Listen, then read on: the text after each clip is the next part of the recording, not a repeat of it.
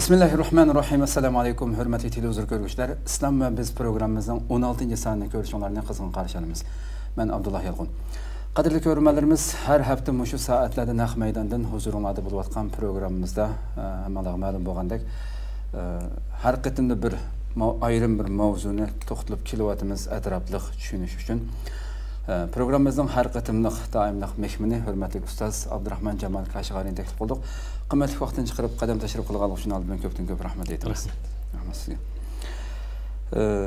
Qadrli ko'ruvchilarimiz, hammaga ma'lum bo'lgandek, naq maydon taqdim programmamiz. Programmaninki ostidan chiqib turayotgan nomerlar orqali programmaga aloqador bo'lgan har qanday savol, fikrlaringizni yo'llashinglarni umid qilamiz. Shunday ko'plagan qarindoshlarimizning foydalanishi uchun ham bahrlab qo'yishni ham unutmaysizlar.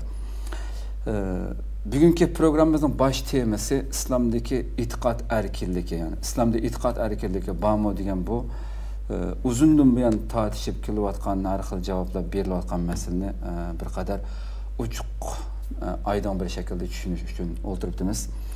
Programmamizda albatta o'tgan soatda islom va erkinlik temasida erkinlik haqida xili keng doirada ma'lumot berildi. Biz bugun e'tiqod erkinligini ham kerak chuqur tushunishga tirishamiz.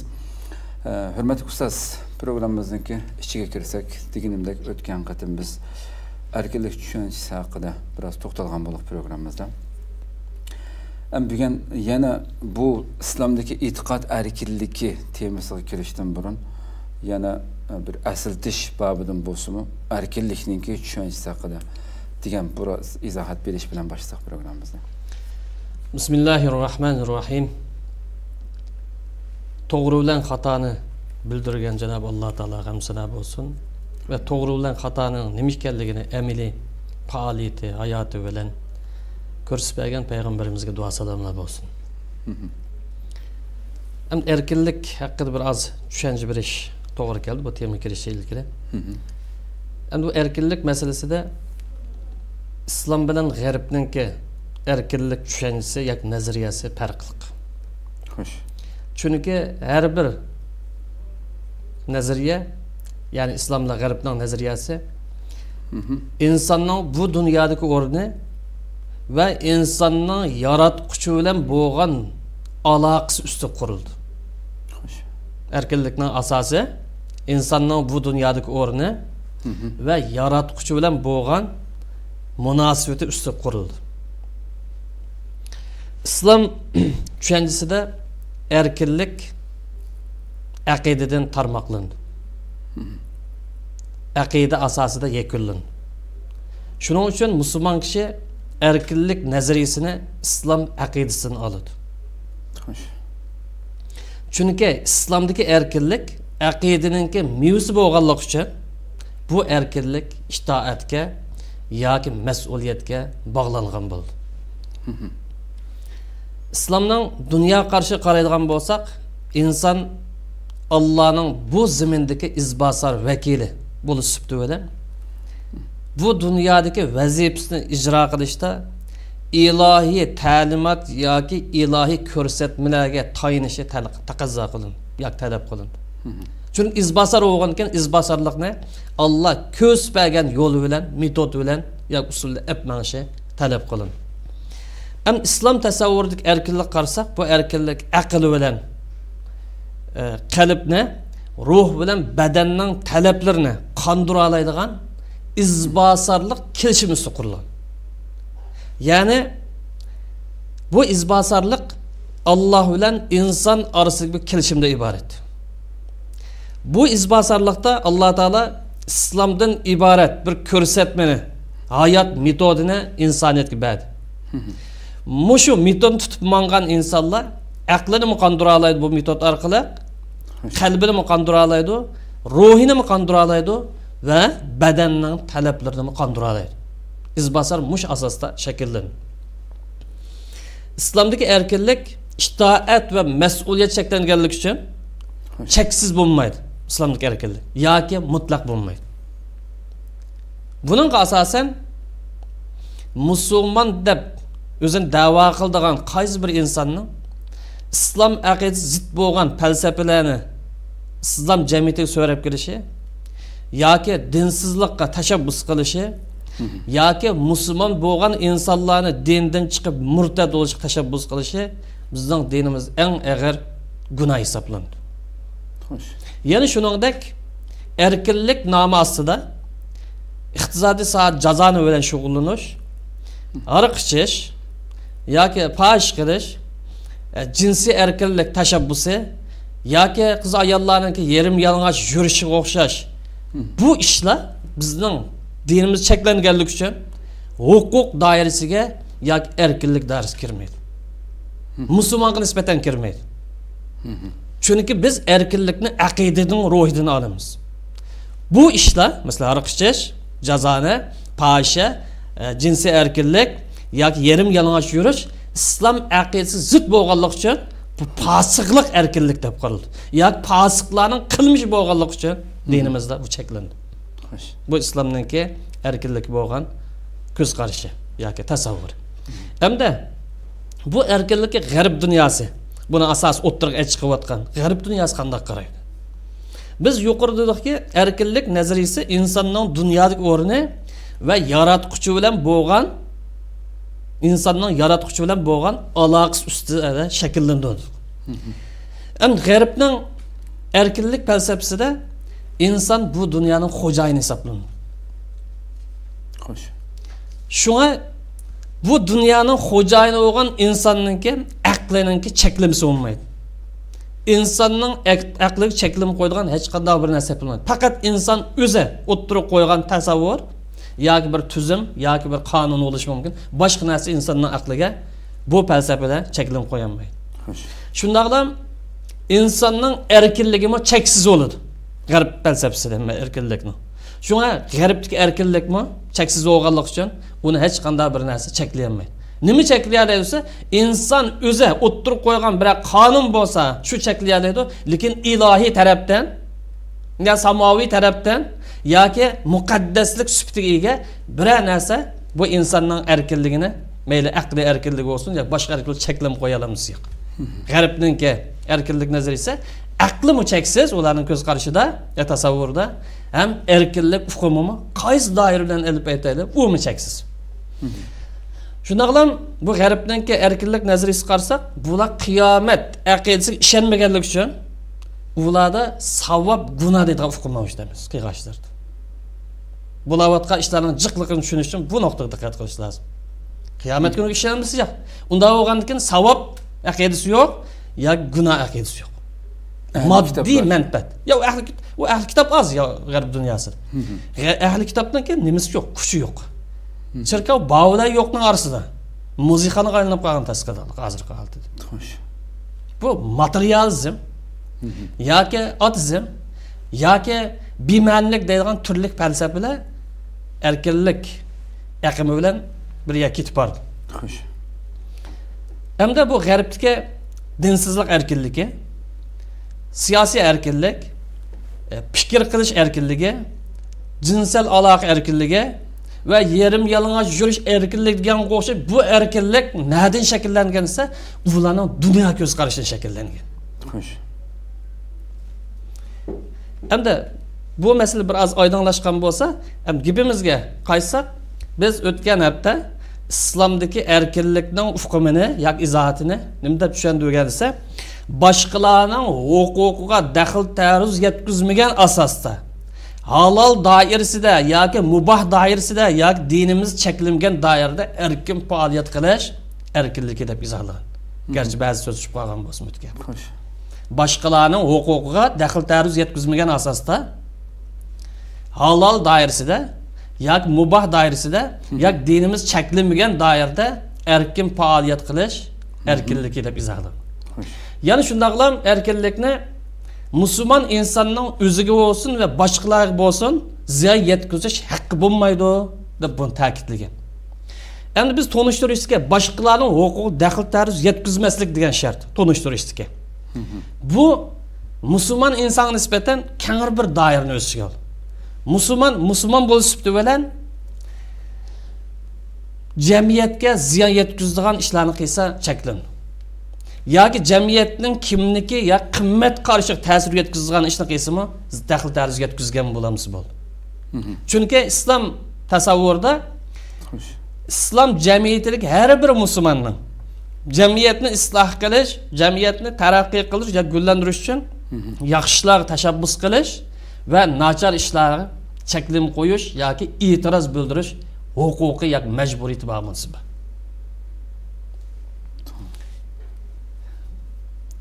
Demak, bizning bu masalani o'tirib qo'yishimizning sababi dinimizning erkinlik nazariyasini bilish. Dinimizning musulmon bo'lmagan odamlarning, ya'ni kofirlarningki dinni e'tiqodini e'tirof qilganligini bilish. Xo'sh. Ya'ni dinimizning boshqalarga, ya'ni kofirlarga zo'rlab tengilmaydiganligini bilish. Yana zulm qilmagan boshqalardir.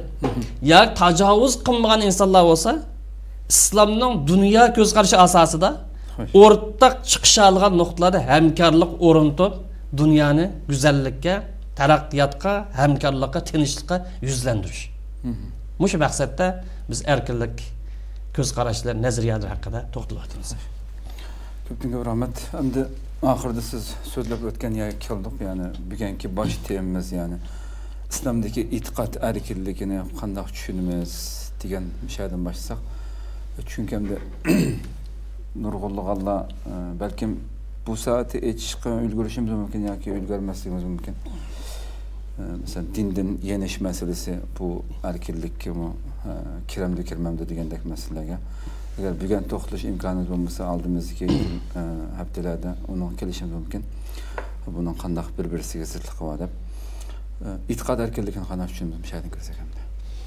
Biz bu yerda musulmon bo'lmagan odamlar qarta islomning e'tiqod erkinlik nazariyasini yoki falsafasini yoki ko'z qarashini o'tirib qo'ydi boshda. Bo'lmaganlar, kofirlarga nisbatan. Masalan, islom jamiyati deydi, 100 yildan so'ng musulmonlar mustamlik ostida yoki xafalık ostida yashagan bo'lsa-mu, 100 yildan ilgirki nopozi bilan, kuchi bilan islom diyorida nurg'unlagan boshqa millatda, ya'ni boshqa aqidadagi insonlar yashagan. Xo'sh. Hamda ashunday bir sharoit kelsa yoki bizningki Qur'on sunnatningki dalil hujjatlar asosida mush masala qanday qaraydi degan ma masalani aytish, islomdagi odamlar chiqib ketsa qanday bo'ldi degan masala bu kerak muhim. Chunki biz bugungi sharoitimizda nima uchun bu masalani to'xtalamiz desa, ba'zilarning ko'z qarashida kofirlar bo'lib qolsa, uningga jang aytish lozim musulmon bo'lmoqcha degan bu xil tasavvur, bu xil tushuncha bizningki siyosiy faoliyatimiz, harakat faoliyatimiz nurg'un to'salg'ularni olib keldi. Ham bunday kim olib keldi? Şunu bir yerde kim bilen mücadele qilamiz, kim bilen tinch o'tamiz, bu narsani ayirish uchun ma masalani ayirishmaymiz. Bizning aqidasi andaq, bizning aqidasi mana. Shu mush masala qanday qaraymiz? Ashundan biz siyosiy hamkorlik o'rnatsak bo'ladi bu. Masalan, bugungi vatanimizning masalasida u yerda ba'zi foyda ahvoli bo'ladi. Bu foydali ko'z qarashlarni qo'yganlar musulmon emas. İslamning aqidasi bo'yicha kofir insonlar o'tirib qo'yadi. Ham shuningdan qanday foydalanamiz? Uning dushmanlik nazariya, aqidasi o'xshamaganligi uchun dushmanlik nazariyasida harakat qilishimiz kerakmi? Yoki uning aqidasini joyida qo'yib o'rtaqlasha olgan, bizga manfaat qilgan yerda manfaat olish muhimmi? Shu bu masalani ro'shanlashtirish bek muhim. Xo'sh. Ham gapimiz kelsak, islomdagi erkinlik prinsip meselesi. İtiqad erkinlik. İtiqad erkinlik prinsipi bu cemiyet terakkiyatının neticesi emas. Mesela burun insanlar ibtidai tekin o'tir asr oldu, bugün uçur bilim ma'rifat, ilim ma'rifat davri bilan o'tirib chiqqan bir natijamiz. Xo'sh. Yoki biror qit'aning, yoki biror davlatning, yoki biror millatningki qo'zg'alon ko'tarishi yoki inqilob qo'zg'ash natijasini o'tirib chiqqan bir nazariya emas, e'tiqod erkinlik. Xo'sh. Belki İslam'daki başka insanlar nispeten, yani Müslüman bulungan insanlar nispeten e'tiqod erkinligi 14 asr ilgari, yani 1400 yil ilgari Avrupa uxlayotgan zamandimi o'tirib chiqqan bir natija. Bu İslam'daki e'tiqod erkinligi bu ilahiy tarafdan 14 asr ilgari kelgan yuksak ilahiy prinsipning natijasi. Xo'sh. İslam shariatininki mahsuloti bu. Bu yaqinqi bir uçur davrining yoki Fransiya inqilobining yanib jibiniki natijasi emas. Buni kisb aytadimiz. An bu erkinlikning turlari jiq. Buning ichidagi eng yuksak darajalari e'tiqod erkinligi, fikr qilish erkinligi va siyosiy erkinlik. Bu haqda ömür bo'lsa inshaalloh bir-birlab to'xtalamiz. Xo'sh. Endi islom aqidasiga qarasak, Alloh taolo bir insonni islom diniga majburlash asosida iymon keltirish xohlamagan. Ya'ni Alloh taolo bir insonni bir dinning ishonishda majbur holatda iymon keltirishni xohlamagan. Balki islomning kelgan nimasi har bir insonni to'g'ri dinga e'tiqod qilish tashabbus qildi. İslamның qiyğaşı ma din haq din, ma din to'g'ri din deb tashabbus qildi, qiziqtirdi, rag'batlantirdi, aql ishiltish, tafakkur qilish, izdinish, tadqiqot elib berishga tashabbus qildi. Xo'sh. Ham mush haq dinni tadqiq qilish, izdinish, mulohiz qilish uchun uningga ketarlik bo'lgan turli tafakkur qilish vositalarini yaratib berdi. Xo'sh. Ya'ni inson to'g'ri yo'lda to'liq topolmay qolmasa deb payg'ambarlarni avatib berdi, kitoblarni tushirib berdi. Lekin oxirida hidoyat yo'lini tanlamdi yo xato yo'lni tanlamdi degan bu erkinlikni yanada insonning o'ziga qo'yib berdi. Endi Alloh taolo insonlarni fikr qilish jihatdan ayrim, aql jihatdan ayrim, iroda jihatdan o'xshamagan holat yaratganligi uchun insonlarning tanlash usulimi o'xshamaydi. Bu sebepten insanlar tanlagan din mi? Dastlab payg'ambarning yo'li orqali kelgan din, samoviy, tavhid dini bo'lgan bo'lsin, keyincha bu farqlandi. Qur'on Karim bu haqiqatni bayon qilib, "Va law sha'a robbuka la amana man fil ardi kulluhum jami." Agar Parvardigoring iroda qilgan bo'lsa, insonlarning hammasi mu'min bo'lib ketgan bo'ladi. Hammasi islom e'tiqodi bo'yicha yashagan bo'ladi. Afa anta tukrihun nas hatta yakunu mu'min. Boshqalarni musulmon qilma deb sen majburlamsan dedi. Ma yo'lda undaq ish yo'q dedi. Men tushirgan bu ilohiy vahiyda boshqalarni musulmon bo'lish uchun majburlaydigan bundaq qonun yo'q. Kesib aytdi. Afa anta tukrihun nas, sen majburlamsan dedi. Tanqid qilmadi. Qabulat. Ya'ni bundaq ish yo'q dedi. Buni qilish sening hadding emas, yo'ling emas dedi. Buning asosan turli din va turli e'tiqodga kirganlar, ya turli dinni qabul qilganlarning bir-biriga zulm qilmasligi, bir-birining dinini e'tirof qilishi va bir-birini dinga kirishga zo'rlamaslik lozim. Chunki Allohning yaratishi islom dini buni maydonini ochiq oshkor o'tirib qo'ydi. Islom nima deydi bunga? Boshqalarning dinini e'tirof qilamdi, qabul qilamsa, Qur'on Karim kisbet la ikraha fid din. Dinga kirish uchun majburlamaymiz. Boshqalarni islom kirish uchun zo'rlaydigan bu prinsip yo'q. Boshqalarning dinini din sifatida, uning qanday bo'lishidan qat'iy nazar, din sifatida e'tirof qilamiz, islom dinini e'tirof qildi deb o'zining maydonini oshkor o'tirib qo'ydi. Qur'on Karim qaraydigan bo'lsak, Qur'on Karim bir insonning dinini o'zgartirish uchun aziyat qilish, basim qilish yoki zo'rlash degan bu ahvollarni fitna deb atadi. Fitna ma'vo deydi. Bir insonning dinini o'zgartirishga basim qilish, zo'rlash, aziyat berish, Xitoyda hozir biz qilayotgandek fitna ma'vo deydi. Dinni o'zgartirish uchun basim qilish yoki bir dindan chiqarish uchun basim qilishni Qur'on Karim val fitnatu ashaddu min dindan chiqarish urinishni o'ttirib o'tganda yomon. Hozir biz duch kelayotgan psixika urishi, bizning psixik holatimiz qarab boqaylik. Dindan chiqarish urinish, dinni o'zgartirish urinish o'ttirib o'tgan yomon. Agar mushundaq bir oqibatga, mushundaq bir holatga, mushundaq bir sharoit duch kelib qolsa, nima ish qilamiz? Qur'on Karim yo'l ko'rsatdi. Va qatilum hatta la takuna fitna va yakuna ad-dinu lillah. Fitna bo'lmagan qadar urush qilamiz dedi. Ya'ni bu yerda fitnadan maqsadimiz aqida masalasi. Demak, boshqalar sizlarning aqidanglarni hurmatlamasa, aqidanglar dushmanlik qilsa, dininglarni o'zgarish, basim, zulm qilgan bo'lsa, erkak bo'lsangiz, sizlar chiqinglar maydonga. Allohga erkin ibodat qila oladigan, Alloh xolisan holat hech qanday bir basimga, to'salg'uga, dushmanlikka duch kelmasdan ibodat qila oladigan bu holatni qo'lga keltirish. Chiqinglar maydonga. Bu izohatninki mush hozir o'tirib qo'ygan fitnadan maqsad dinni o'zgartirishga urinish degan. Buning dalili sunnatdan dalili. Masalan, Ibn Abbas fitnani dinni o'zgartirish urinish deb tafsir qilgan. Tafsir kitobni qarasak bo'ldi. Shundaqlam Imom Buxoriyda kelgan bir rivoyatda Abdullah ibn Umar fitnani ya'ni dinni o'zgartirishga urinish yoki din sababli boshqalarga zulm qilish, dushmanlik qilish deb izohlagan. Ya'ni ayni qarasak Abdullah ibn Umarning keltirgan hadisda fakana rajul yuftanu fi din. Musulmon odam dini sababli fitnaga uchqaydi. Bu qanday fitna etilsa, imma qatalu va imma yu'adibu. Ya o'ttirdi musulmon bo'lganlik sababidan Quraysh kafirlar o'sha nechalarni o'ttirib, yoki qattiq qishnaydi. Bu kufrlik ma'nosida emas. Ya'ni dini sababli dushmanlik qilish. Ya'ni islom kuchaygan chaqda bu dini sabab boshqa bo'za qildigan ahvol tugidi deb Abdullah ibn Umar ayda izohlab bergan. Xo'sh. Ya'ni Qur'oni Karim qarasak, Qur'oni Karim har bir musulmonning o'zining aqidasi bilan faxrlanishni eng yuksak darajada o'tirib qo'ygan. Va shuning bilan birlikda boshqalarningki, ya'ni musulmon bo'lmagan insonlar kang qo'saq bo'lishnimi o'tirib qo'ygan.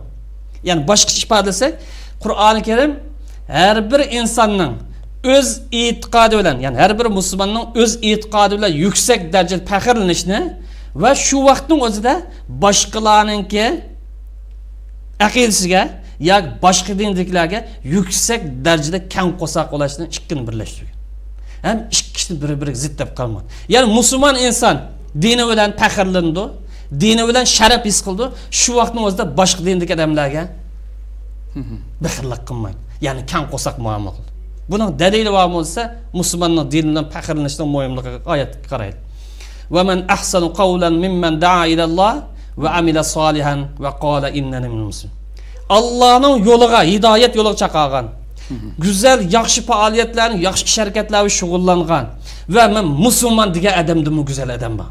Demak, bu oyat musulmonniki, musulmon bo'lganligidan yoki islomga a'zo bo'lganligidan faxrlansa bo'ldiganligini o'tirib qo'yadi.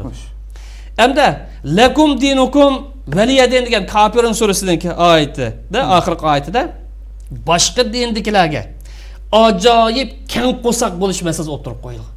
Ikki masala tang tilg'andi. Musulmon o'zining dini bilan faxrlandi, sharaf his qildi, izzat his qildi. Shu vaqtning o'zida boshqa dindagi odamlarga kang qo'saq bo'ldi. Bu ikki masala Qur'oni Karim birlashtirgan. Bir-biriga zid deb qaramagan. Nima uchun biz birlashtiramiz? Lakum dinukum valiyadin degan bu oyatning tafsiri qarasak, bir dinni bir diniga qo'shib o'tish, aralashtirish bo'lmaydi degan izohat u. Masalan, o'z vaqt Qurayshda sen bizning ilohimiz bir kun ibodat qil, biz sening ilohingga bir kun ibodat qilib qo'yaylik.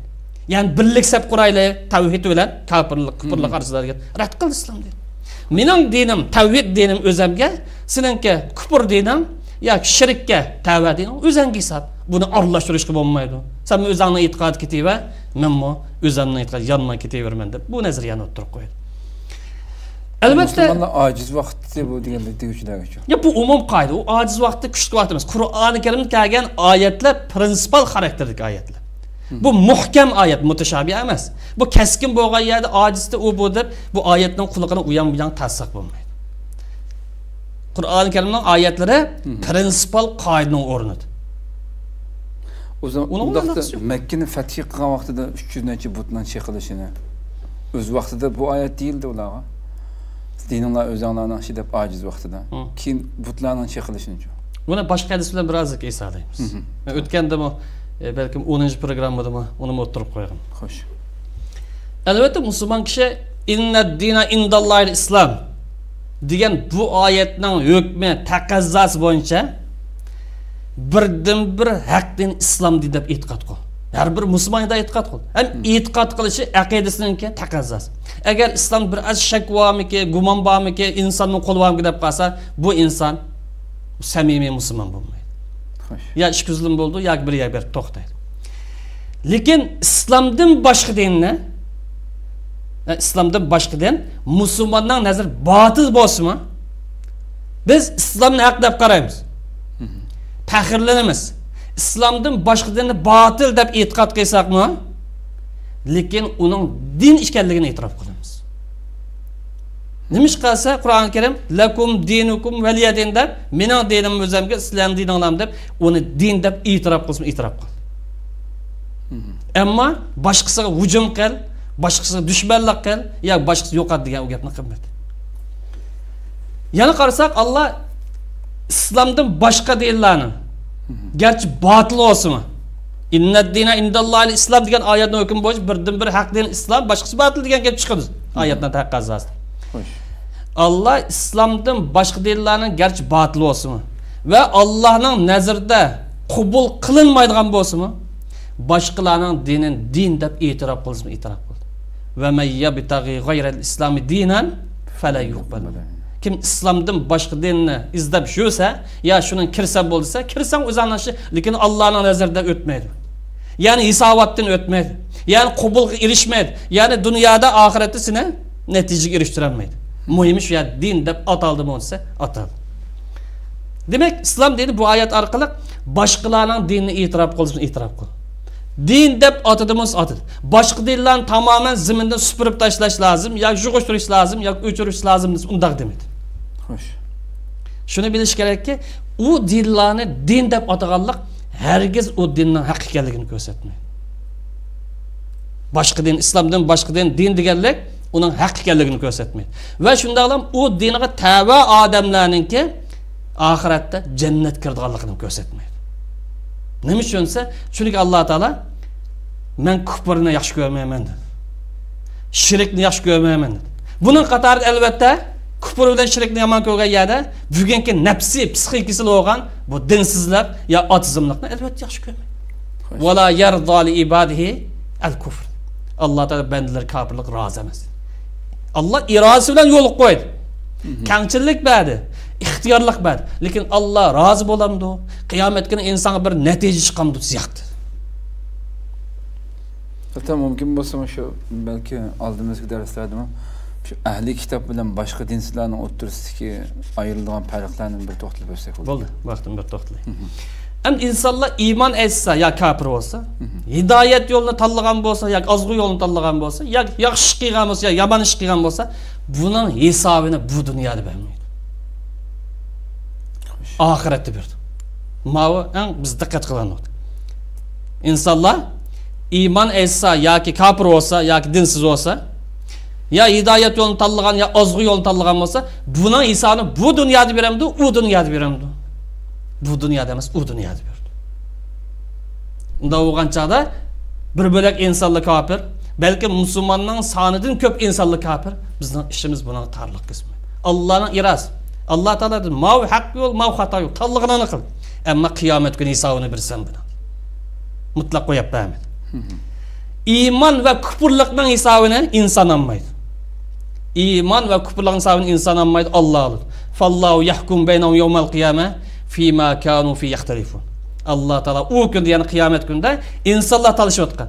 Mesela Müslümanlar özlerinin dinini hak dep itiqat kıl. Hristiyanlar özlerinin dinini hak dep itiqat kıl. Hindistanlık ya başka yerlik Buddistlar onu özlerinin dinine hak dep itiqat kıl. Talaş tartışıp bağımız. Bunun kaysının hak, kaysının doğru ekanligini Allah Teala kıyamet günü bir taraf kıldı bu meseleyi. Bu dünyada bir taraf kıldı. Ceza mükafatını kıyamet günü Allah verirdi. Ama mümin dünyada özünün itiqadının başqını Allah bekitkenlik üçün İslam'dan haq ekanligini itiraf qilamiz boshqa dinni, ammo haq din faqat islom deb e'tiqod qilamiz. Bizning e'tiqodimizning taqozosi. Xo'sh. Xo'sh, endi dinga kelishga majburlashga bo'lmaydi degan prinsipning biroz bu izohat bersak shunga. Allah Kur'an-ı Kerim'de la ikraha fi'd-din qad tabayyana rushdu minal g'ay. İslamga kirishga, yoki bir dinga kirishga zo'rlashga bo'lmaydi. Sababi demasa, rushd to'g'ri yo'l va xato yo'l bir-biridan tamoman ayrildi.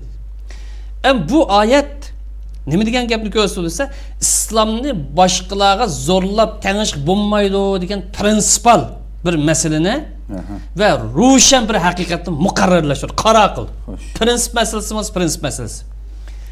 Bu ayet başkalarını İslam dinine kirgizish uchun zo'rlashga bo'lmaydi, majburlashga bo'lmaydi, besim qilishga bo'lmaydi degan aniq dalilimiz aniq dalil. Nima uchunsa? Chunki İslam dini Allah bilan banda orasidagi kelishimimiz kelishim.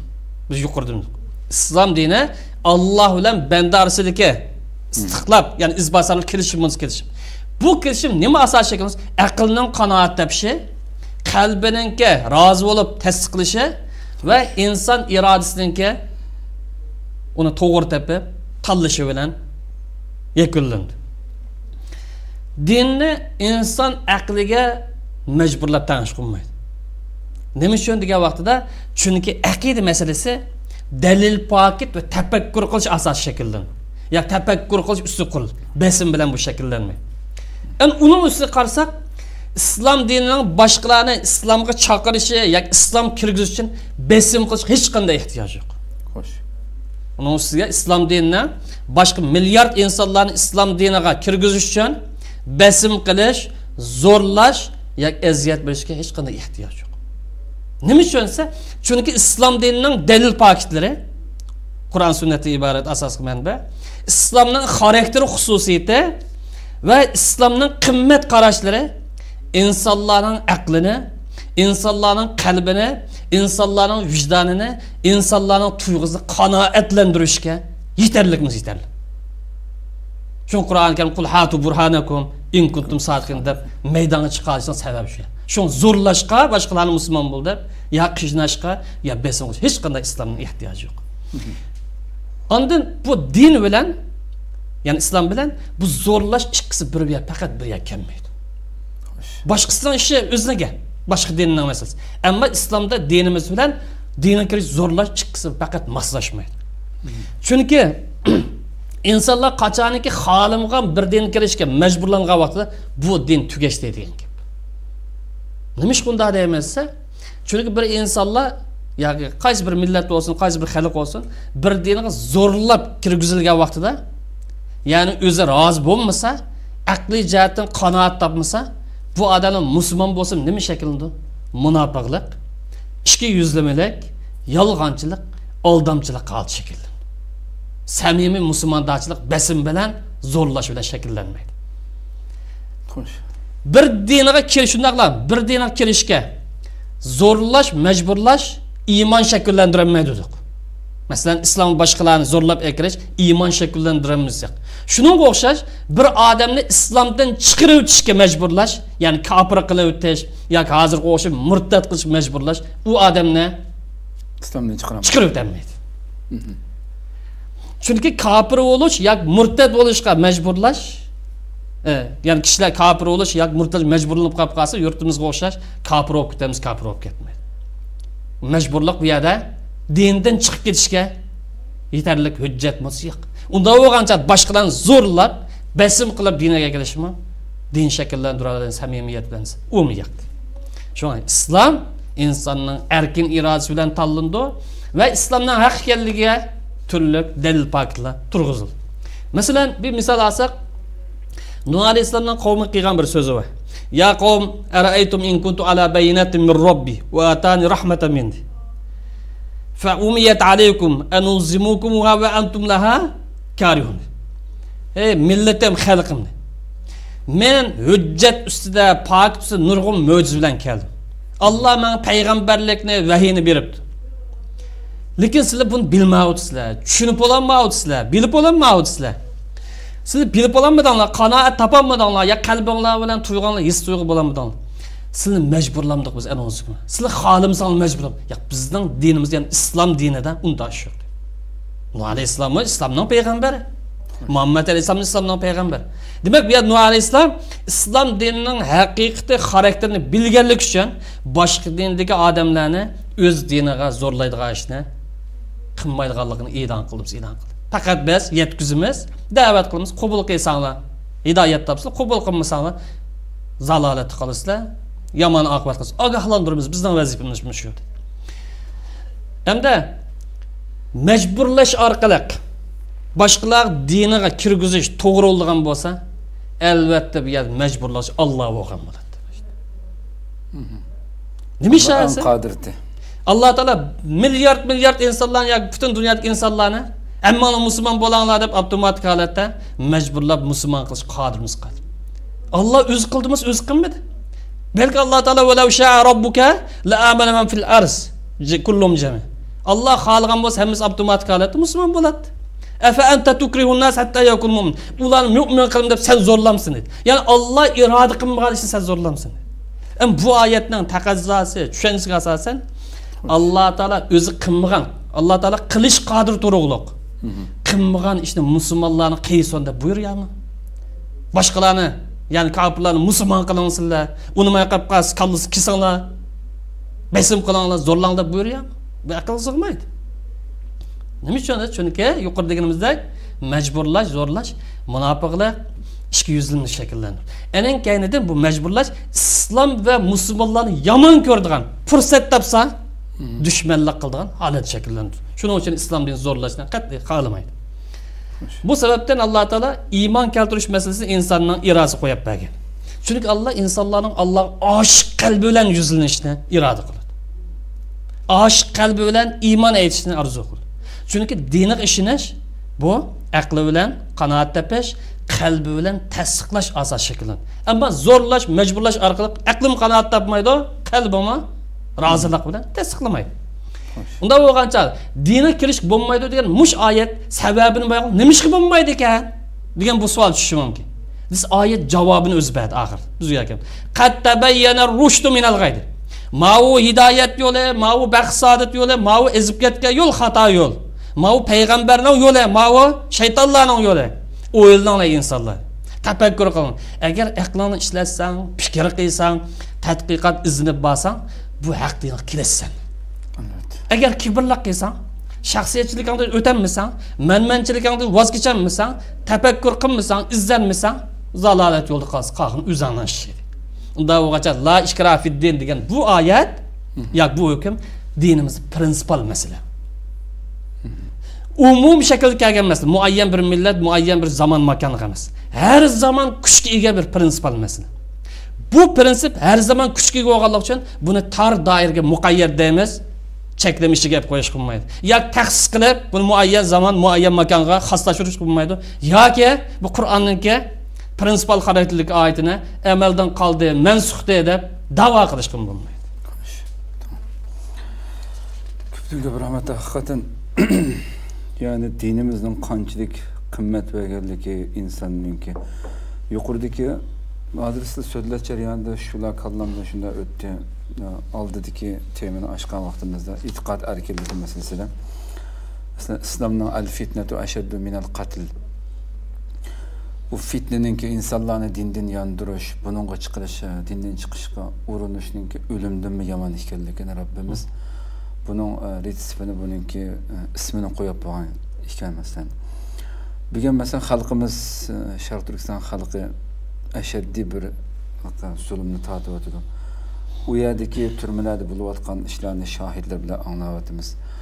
Shularning shu holatda yashagan bu qiyin qistoqlari ruhiy jihatdan Xitoylarning bu dindan yondirishga, islom chekilgan narsalarni yeyishga urinishlari ashlarninki shuni biz anglayotquchining badani titrak bosudamdi. Shu xalqimizga demasam, shu oyatni kallam shunda bir peqarab turdi. Mushu fitna dindan chiqarishga urinish o'limdan yomon. Ash xalqimizni Xitoy akiliblar sen musulmon bo'lganing uchun deb government etib o'ltirayotgan bo'lsa, ay yillardan buyon tatiyotgan, har kuni tatiyotgan bu azobdan albatta yenikda o'limamdi.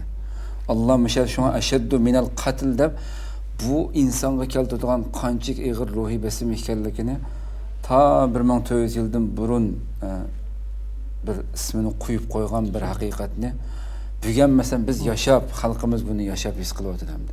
İnson qanchalik darajada ruhiy bosim olib kelganligini. Uning uchun shu guvohlik berganlar ichida men bunda qiyinch o'ttirib deb talab qilgan ahvolninki guvohligini ham bo'ladiganligini tabii xalqimiz bilan ma'lumdik. To'g'ri. Demak bu erkinlik masalasi biz erkinlikdan qo'rqsaqmi?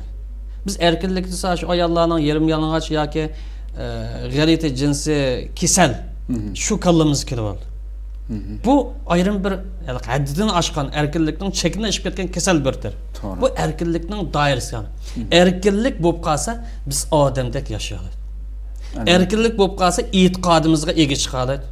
Erkinlik bo'lib qolsa vatanimizga ega chiqadi. Xalqimizga ega chiqadi.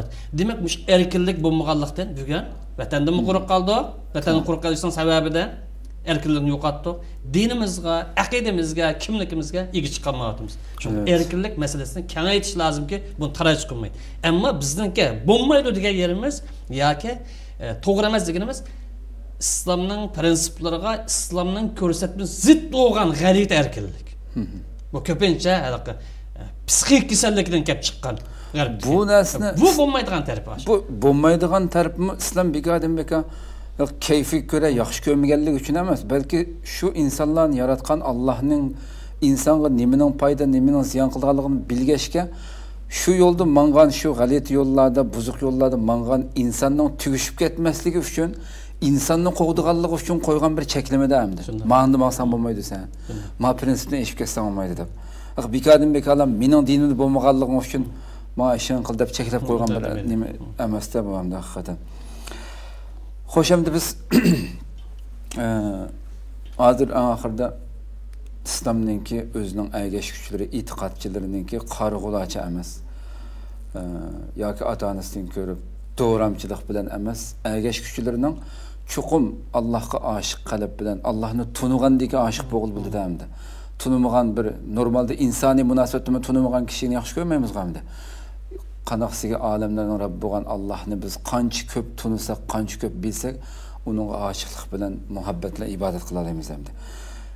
Iymonnimi shu qanoat bilan haqiqiy suyib turib iymon etgan kishining iymonini qabul qilganligini Rabbimiz bayon qildi va agash kuchlarini iymon etquchilardan buni talab qildi.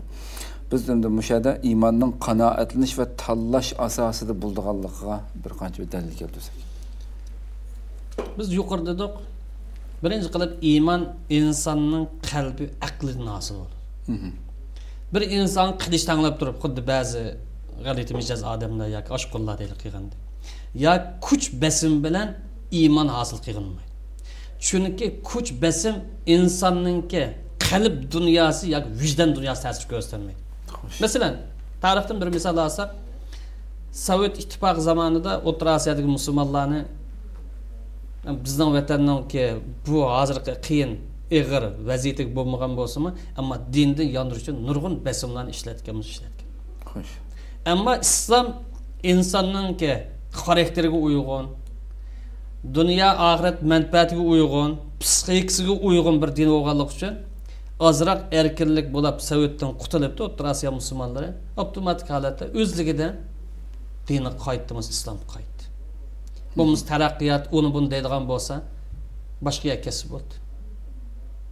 Demak, bizning vatanda hozir nurg'un dinni yondirish uchun, kimlikni yo'qotish uchun, xo'rlash yoki butun tugutish uchun yoki Xitoy tajovuzlariga taqobil turishning eng chong motori bo'lgan iymonni yo'qotish uchun bu aqida o'zgartirish, dindan chiqarish bu suiqasdga yuz beradi.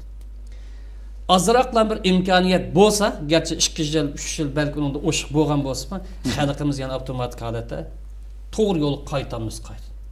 Chunki insonning qalbi, insonning aqli, insonning tuyg'usi uyg'un kelgan narsa o'til jalb qilindi. Bu birinchi. Ikkinchi dalil, kim hidoyat yo'liga kirgan bo'lsa, o'zining manfaati uchun qildi. Boshqalardan burun o'zining manfaati uchun. Kim xato yo'lda ma'man desa, o'zining ziyni uchun tanlagan. Faman ihtada ayet esim kelmedi. Üçüncü, xaliqa adam İslamga kirsin, xaliqan adam, yani Müslüman bo'lmagan, yani kafir deydi. Kafir olsun yoki o'zining bir dinda qolsin. U o'zining ishi. Lekin tanlagan yo'lning mas'uliyati bor. Tanlagan yo'lninki natijasini bu dunyoda mı ko'rdi, bu dunyoda mı ko'rdi. Aqlni ishlatmagaslik, haqiqatni tonimaslik yoki tafakkur qilmaslik, tadqiqot qilmaslikdan kelib chiqqan natijadan bo'lsa, haq dinni qabul qilmay qolib qolsa, buning hisobini qiyomat kuni berdi. Xo'sh. Çünkü ayette "Femen şa'a felyu'min ve men şa'a felyekfur inna a'tadna liz-zalimina naran." Xaliqa adam Müslüman bo'lsin, xaliqa adam kafir olsun. Kafir olsan, hüddisidan chiqalaydigan bo'lsan, qiyomat kuni kafir olsan bo'ladi.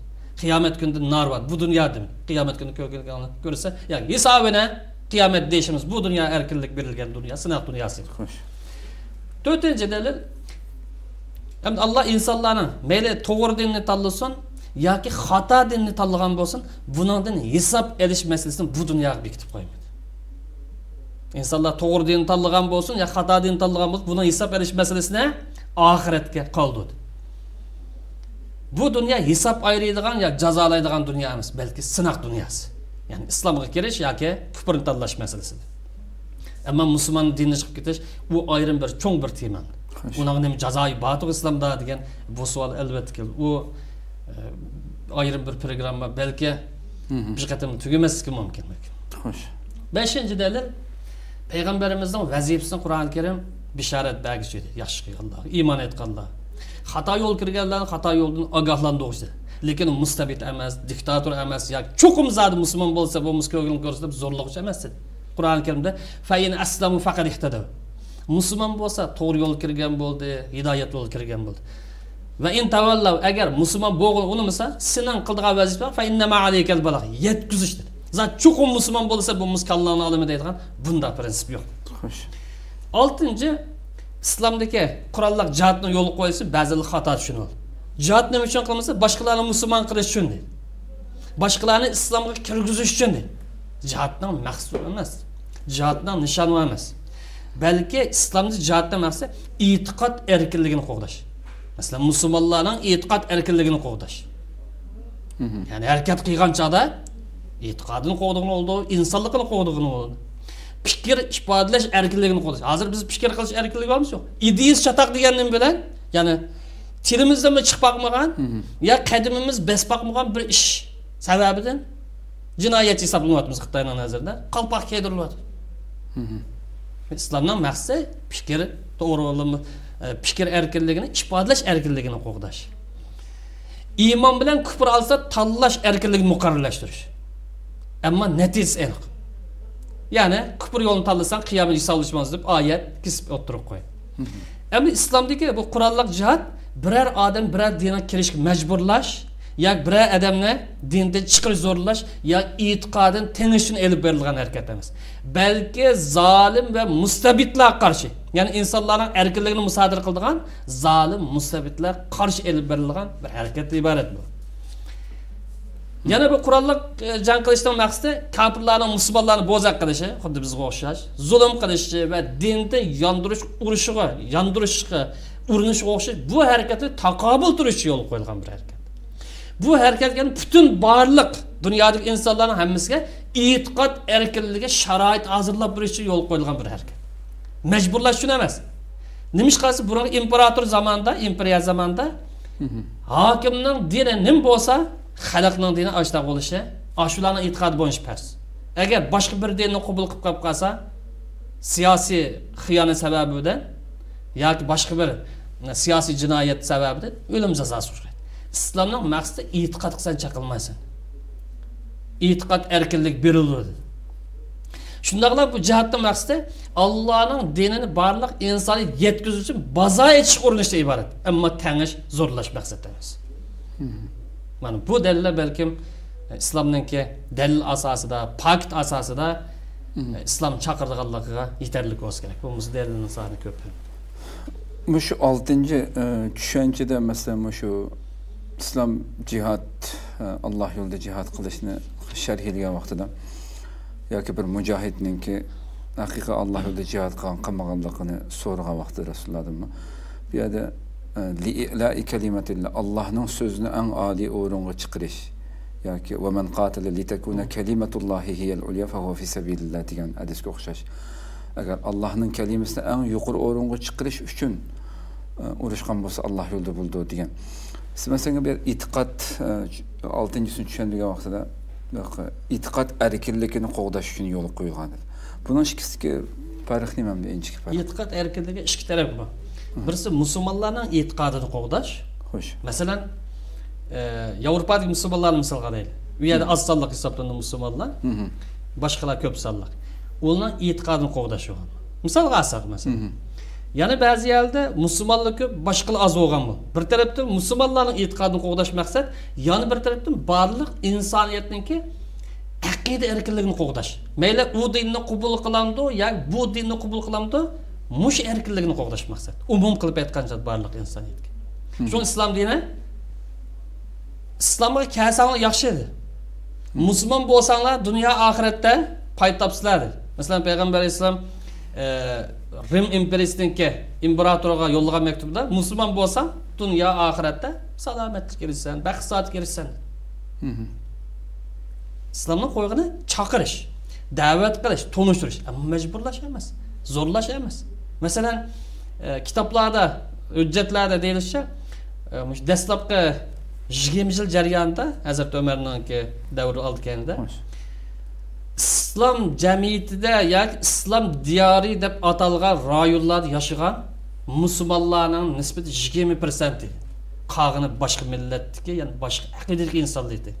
Agar jihad orqali boshqalarni islom zo'rlash maqsadi bo'lgan bo'lsa, birmi kafir qolmasa bo'ldi. Ya'ni Allohning qonuni hukmron bo'lib, boshqalarni qo'g'daydi. Qo'g'daydi. Masalan, Misrni misolga olsak, Misr islom kirgan vaqtida musulmonlarning soni oz, xristianlarning soni ko'p. Majburlangan bo'lsa, birmi xristian qolmasa bo'ldi.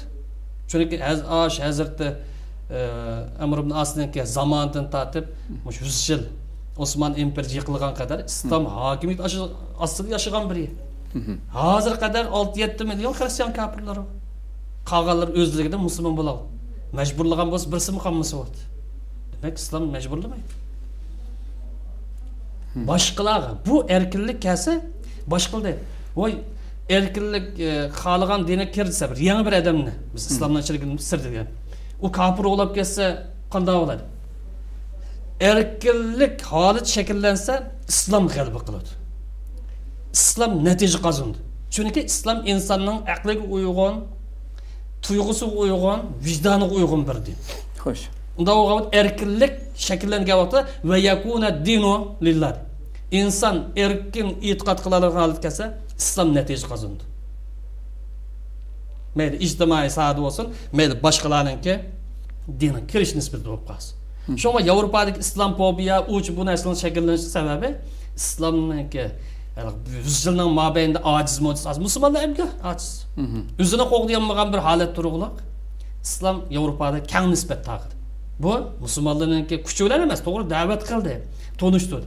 Lekin islom o'zining kuchi bilan qita atlab tarqalyapti. Erkinlik islomning tarqalishi uchun, islomning gullanishi uchun eng yaxshi mo'jiza hisoblanadi. Shunga boshqalar ani kirib ketamizsa, o'ylangan, tafakkur qilgan inson haqqi hamon qaytadi. Bu so'zga asosan masalan har qanday bir dunyoning har qanday bir davlatda butunlay to'liq diniy erkinlik va boshqa erkinliklar ochiq oshkora qo'yib o'tilsa, haq kirgani kirib qilinsa, u vaqtda jihad qilinmasa bo'ldi degan bir hukm chiqamdi. O jihadni bu bek keng bir doir. Jihad musulmonninki Allohning rizoligi uchun elib borgan butun faoliyati. Mayli qilich ko'tarsin, qurol ko'tarsin, mayli kitob ko'tarsin, mayli bayroq ko'tarsin, qalam daftar ko'tarsin, yo dehqonchilik qilsin, yoki biz atomchi bo'ldi, biz fizikchi bo'ldi, biz istixborotchi bo'ldi. Allohning rizoligi iziga shuni hammasi dinimiz jihad hisoblanadi. Bu bek keng bir doirada. Buning ichida qital deydigan bir tur. Qurolli qaldi. Qurolli qaldi xos bir holatni ko'rsatadi. Qurolli qaldi musulmonlarni qo'g'dash, islomni qo'g'dash, islom da'vatini bir bozor salaysa, shuning to'sqinlik qilayotgan, dushmanlik qilayotgan odamni yo'l achish uchun bo'ldigini, uni jihad deb ataymiz umuman. Ammo jihad to'xtab qolmaydi qiyomat kuni hadis deyilganda. Ya qurolliq bo'ladi, ya fikr bilan bo'ldi, yoki munozir bilan bo'ladi, ya qalam bilan bo'ldi, yoki boshqa ilmiy faoliyat bilan bo'ldi. Yoki madaniyatni yuksaldi shundan bo'ldi. Jihad to'xtab qolmaydi. Ammo buni turi, sharoit qarta farq qiladi. Xo'sh, diniy erkinlikning hamda oxirgi nima keldik? Diniy erkinlikning taqozzolari. Bu yerda to'xtalib tursak. Diniy erkinlikning maqsad nima desa, diniy erkinlik desa, bundan maqsad bir insonning aqidasini namoyon qilishda namoyon qila olish. Ya'ni diniy erkinligim bo'lsa, aqidani namoyon qila olish. Masalan, men bir yer yashataman, musulmon. musulmonlik ruhim bilan yashay olsam endi erkinlik bo'lgan. Aqidamni boshqalar haqoratlasa, tillasa, uni chiroyli usul bilan islomning qoidasi bo'yicha mudofaa qila olsam, aqidasiga da'vat qila olsa va boshqa dindagilar bilan o'xshash huquq erisha olsa, endi bu diniy erkinlik holat chiqadi. Ya'ni diniy erkinlik maqsad bir insonning o'zining aqidasini namoyon qila olishi, aqidasini mudofaa qila olishi, aqidasiga da'vat qila olishi va boshqa dindik odamlar bilan o'xshash huquq erisha olishi. Bu diniy erkinlik maqsadimiz shu. Endi bir dinga e'tiqod qilgan odam mayli fikriy jihatdan bo'lsin, yoki ideal jihatdan, yoki istiliy jihatdan bo'lsin, o'zimning e'tiqodiga ko'ra, o'zimning diniga ko'ra yashayman desa, yashash huquqiga ega bo'ladi. Masalan, musulmon misol olsak, bir yerda musulmon yashayotgan bo'lsa, men fikriy hayotimda, ideal yoki falsafa hayotimda, yoki yurish turish istili hayotimda e'tiqodimning ro'y bo'yicha yashaymiz, yashash huquqiga egaman ega islomda. Hem musulmonlik taqozosi ashtar yashashmi farz bo'lsa farz. Chunki musulmon turib, ismida musulmon, ammo uning ideyasi kommunist yoki ideyasi dinsiz yoki g'arit falsafa bilan bo'lib qolsa, musulmonlikqa yarashmaydi. Musulmon bo'lgan odam mayli ideal jihatdan, mayli istiy jihatdan o'zining aqidasiga uyg'un keladigan bir holat bilan yashashni talab qilindi.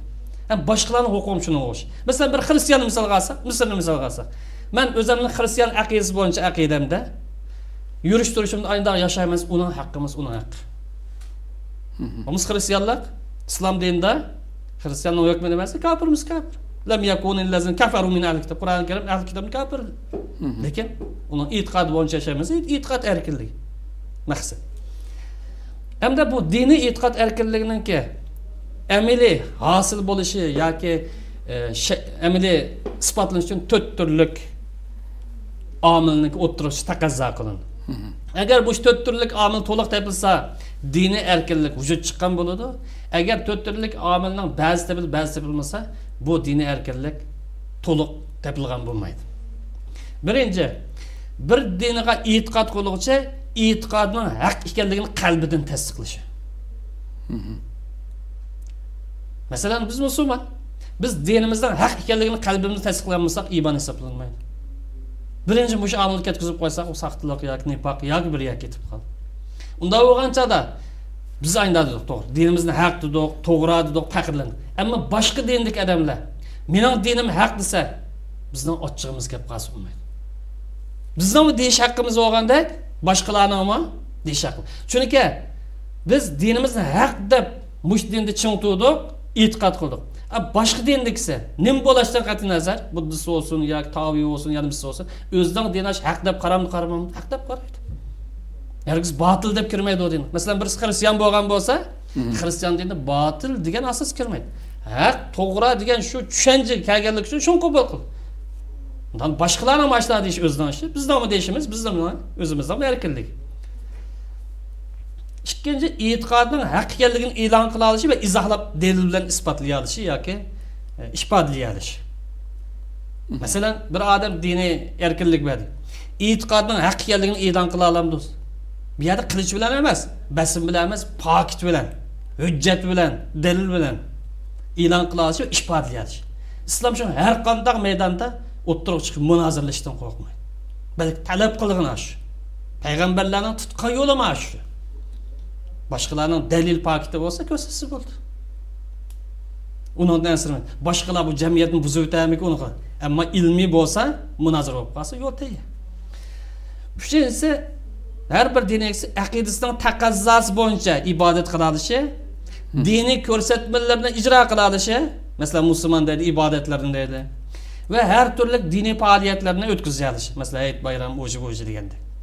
Shundaqlam shaxsiy, oilaviy va ijtimoiy hayotda aqidasiga uyg'un holatda yashashga, ya'ni yashash huquqiga, yashash erkinligiga ega bo'ladi. Mana u vaqtida erkinlik bo'ladi. Agar aqidamizga uyg'un yashayolmasa, aqidamizdagi ideya taqozosi yoki stil taqozosi uyg'un yashayolmasa, mayli shaxsiy hayotimizda, ijtimoiy oila hayotimizda uning uyg'un yashayolmasa, u erkinlik shakllanmaydi. Biz shuni talab qilamiz, talab qilamiz. Shuni istamdoq bo'lsa shuni istaymiz. Bugun bizda yuz berayotgan ish, mana shaxsiy erkinligimiz yo'qoldi, shaxsiy e'tiqod, oila bo'yicha u yo'qoldi, ijtimoiy bo'yicha u yo'qolish oldida turibdi. Buni talab qilamiz, inson talab qildi, islom talab qildi. Islomdan maqsad shu. To'rtinchi, dinninki to'liq erkinlik kirish uchun da'vat qilish, nashr qilish, to'planish, izohlash va a'zolarning masalan bir uyushma yoki bir hay'at shaklida tashkillanish erkinligiga ega bo'lish iborat.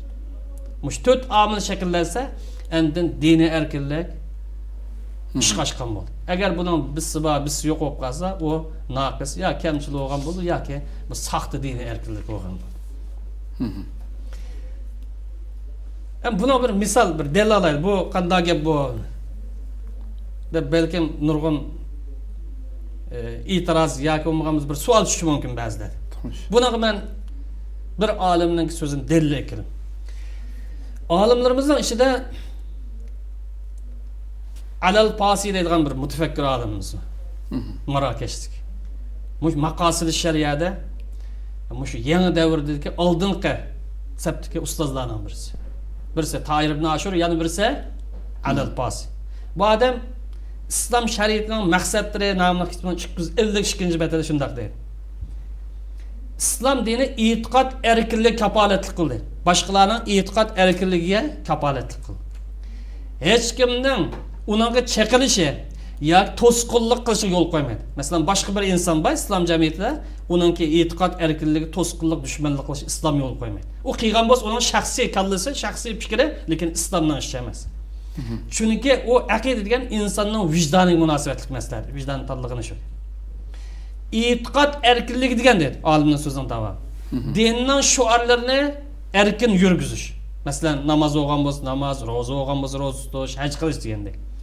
İbadetlerini e'tiqod erkinligi degan dinning shuarlarini erkin yurgizish va ibadetlerini oshkor qilishga kipillik qilinmasa, diniy erkinlik to'liq bo'lmaydi. Masalan, uyingda bo'lsang, e'tiqod qilsang bo'ldi, ammo ibodatingni ko'chada uyab qilsang bo'lmaydi desa, bu erkinlik bo'lmaydi. Shundaqla musulmonlar boshqalarning e'tiqodi va ibodat qilish erkinligini qo'q deya olmasa, erkinlik to'liq bo'lgan bo'lmaydi. Masalan, islom jamiyatida, islom hokimiyatining ichida bir bo'lik insonlar yashaydi boshqa dinda. Islom davlatining vazifasi nima desa, islom davlatining vazifasi avlarninki biz mush e'tiqod yashaymiz, ashuna e'tiqodini qo'g'dash, ibodat xollarini qo'g'dash. Ham e'tiqodi va ibodat jihatdan uning erkinligiga kapolatlik qilishdi. Agar musulmonlar boshqalarga e'tiqod erkinligini berib, sizlar xohlagancha o'zingizning dinni qasanli deb e'tiqod erkinligini berib turib, ularning dinni buzib urinib qolsa, e'tiqod erkinligini berib qo'yib, suvning tagidan suv qo'yib, e'tiqod erkinligini buzishga urinib qolsa, bu qilmishlar tufayli musulmonlar gunohkor hisoblanadi. Bu mutafakkir olimimiz Alal Pasining so'zi. Buna da Mavdudining so'zi bor, buni keyingi qatimlarga qoldiraylik, uzrab ketmaslik uchun. Ammo bu yerda bu e'tiqod erkinligi degan bu ba'nat elib berilayotgan ba'zi masalalar bor. Masalan, mustamlikaninki qanot ostiga kirib din taqtiyotgan ahvollar mavjud. Erkin o'tirib chiqolmagan, erkin sharoiti maydon chiqolmaydigan, mustamlikaninki oldi qo'shuni yoki oqsab qo'shuni ulab, yoki shularning himoyasi ostida, masalan, suvni zararlab biz shu bizning dinimiz kirsanglar bu suvni tozalab beramiz deydigan. Bu usulni ishlatimiz Afrika qit'asida yomonchiq ishlat g'arb dunyosi. Kasal taqib bizning dinimiz kirsanglar bu kasaldan qutqizamiz deydigan. Bu Abdulahamid Xonning filmida buniki misollar ko'rsatildi. Bilmaganlar bo'lsa. Yushurun suiqasd qildigan, islomdan shaklantirgan kitoblar nashr qildigan, pul orqali haftada bir qatim kelsang, uni qilamiz deb dinni yolg'on usul bilan yoki aldash usul taqtirgan pul bo'lib. Yoki musulmonlarning bilimsizligidan binormal foydalanadigan, ulamolar bilan yoki maydon tushalaydigan odamlar emas, buning o'xshash shak shu bilan taqtish deganda, yoki qo'rqitish yoki majburlash deganga o'xshash bu usuldan din taqtirgan ishlar. Buni bu tabshir deymiz, bu xristian dini asosan musulmon Afrika qit'asida. Mayli buni xristian bo'lsin yoki Xitoylar o'zining kommunist aqidasini tarqatayotgan bu da'vat bo'lsin, bu erkinlik qatori kiramiz kirmaydi. Da'vat qilish erkinlik kiramiz kirmaydi. Bu sap suiqasd, sap hilmikir, sap düşmanlik deydi. Bu erkin da'vat qilish usuli kirmaydi. Ham biroq bu dinni da'vat qilish uchun naq maydonda, erkin muhitda ilmiy munozara olib berish uchun so'rin hozirlansa, buni demasi yo'q. Kim bo'lsin? Biz Hristiyan din taqdimsa munozara uchib dalil pokitni o'zi ko'rsatdi. Birisi Yahudi din taqdim dalil pokit hujjat asosida ko'rsatdi. Uni. Lekin ma yuqoriga o'xshash odamgarchilik tushmaydigan, axloq uyg'un kelmaydigan, insonlikni yo'qotgan razil qilmishlar bilan din taqitish bu hargizmo da'vat qilish erkinligi yoki diniy e'tiqod erkinligi kelmaydi. Ko'pga rahmat. Alloh razı olsun. Vaqtimiz mu oxirlashib qoldi. Oxirida bayaq Makka to'g'riliq uni hadislarni to'xtalamiz deganlar, bilgan to'xtalamdik yakunda. Uni ayrim bir tema qilib to'xtalsak yaxshi bo'lishi mumkin. Tamam, bo'ldi nasib. Uning kirsak ikki masalada keng to'xtalish lozim. Birisi umirtan uqatlan nas degan bu hadisni izohlashimiz lozim. Xo'sh. Ikkinchi birisi man baddala dinahu faqtulu degan ikkinchisi Buxoriyning sahih hadisi. Bu ikki hadisni sog'lom o'zining siyoqi bilan izohlash to'g'ri keladi. Ammo buningga to'xtalmasa qachon bo'lsak tayyor, lekin ayrim bir programma qilish to'g'ri keladi. Bo'ldi nasib, mayli. Ko'pga rahmat. Qadrli ko'ruvchilarimiz, shunday qilib nihoyatda bir-biridan muhim masalalarda to'xtalib kelyapmiz. Inshaalloh oldimizgi kunlarda muntaqamak muhim ro'shan bo'lishi kerak bo'lgan masalalar yechildi lekin inshaalloh. Qimmatli vaqtingizni chiqarib ko'rib berganingiz uchun ko'p rahmat aytamiz. İnşallah Allah ömür verse yeni bir katımlık sohbette aldığımız hafta görüşürüz. Cenab-ı Allah tavsiyemiz. Esselamu Aleyküm ve Rahmetullahi Teala ve Berekatuhu.